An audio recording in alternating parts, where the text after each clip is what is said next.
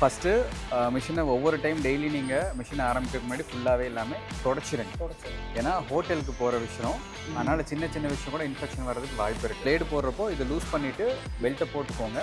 இந்த முன்னாடி இருக்க பல்லு கீழே பார்த்துருக்கோட கட்டிங் சைஸ் அதை அட்ஜஸ்ட் பண்ணுறதுக்கு இதை லூஸ் பண்ணிக்கோங்க. இது வந்து டென்ஷன் வந்து ரொம்ப லூஸாகவும் இருக்கக்கூடாது, ரொம்ப டைட்டாகவும் இருக்கக்கூடாது. அதுதான் ரொம்ப முக்கியம். மிஷினோட எக்காரணத்துக்கு கொண்டும் கை வந்து இங்கே போடக்கூடாது.